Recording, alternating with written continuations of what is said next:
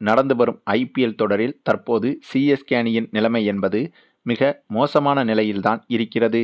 இந்த வருட IPL season தொடங்கி முதல் 10-12 போட்டிகள் தான் முடிவடைந்திருக்கும். ஆனால் அதற்குள்ளாகவே சிஎஸ்கே அணியின் பர்ஃபார்மன்ஸ் என்பது வெட்ட வெளிச்சமாக தெரிந்துவிட்டது. பேட்டிங்கும் சரியில்லை, பந்து வீச்சும் சரியில்லை, இந்த இரண்டையும் விட மோசம் ஃபீல்டிங். ஆக அத்தனை டிபார்ட்மெண்ட்டிலும் சிஎஸ்கே அணி மோசமாக விளையாடி வருகிறது.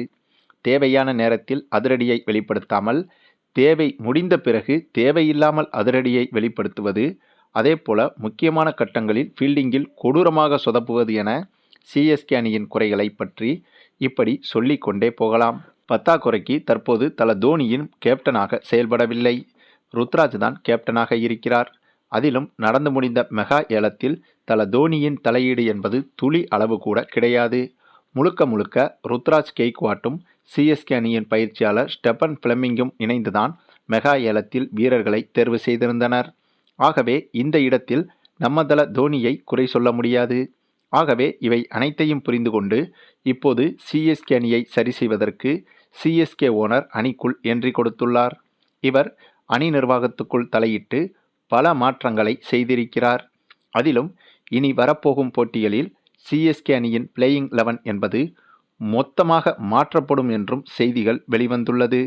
குறிப்பாக ரவிச்சந்திரன் அஸ்வின், விஜய் சங்கர், ஜேமி ஓவர்டன், சாம் கரன், தீபக் ஹூடா உள்ளிட்ட 5 நபர்களையும் அடுத்த 5-6 போட்டிகளில் கண்டிப்பாக பிளேயிங் 11இல் பார்க்க முடியாது என்றும் சொல்லப்படுகிறது. அந்த 5 பேருக்கு பதிலாக முகேஷ் சௌத்ரி, டிவான் கான்வே, ஆன்சுல் காம்போஜ், சாயிக் ரஷீத், ஆண்ட்ரே சித்தார்த் உள்ளிட்ட நபர்களுக்கு வாய்ப்பு கொடுக்க உள்ளதாம் சிஎஸ்கே நிர்வாகம். இத்தகைய திடமான முடிவை எடுத்தது சிஎஸ்கே ஓனர்தான் என்றும் கூறப்படுகிறது. ஆகவே இப்படியாக இதற்கு முன்பு விளையாடிய பிளேயிங் 11ஐ மொத்தமாக மாற்றியது என்பது ஐபிஎல் வரலாற்றில் இதுவே முதல் முறை என்பதும் குறிப்பிடத்தக்கது. அது மட்டுமில்லாமல் இதில் குறிப்பிட்ட சில வீரர்களை, அதாவது மோசமாக பெர்ஃபார்மன்ஸ் செய்த சில வீரர்களை சீசனிலிருந்து இப்போதே வெளியேறி கொள்ளலாம் என்று அதிரடியாக அறிவித்தே விட்டாராம் சிஎஸ்கே ஓனர். அந்தளவுக்கு சிஎஸ்கே வீரர்களின் பெர்ஃபார்மன்ஸை பார்த்து கடும் கோபத்தில் இருக்கிறாராம் இவர்.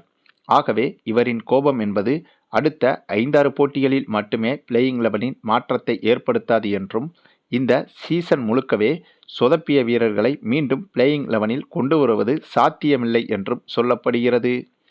சரி, நீங்கள் சொல்லுங்க, இப்படி ஒரு மாற்றத்தால் சிஎஸ்கே அணி இனிவரும் போட்டிகளில் கம்பேக் கொடுக்குமா என்பதை பற்றி உங்களுடைய கருத்துக்களையும் கமெண்டில் தெரிவிங்க.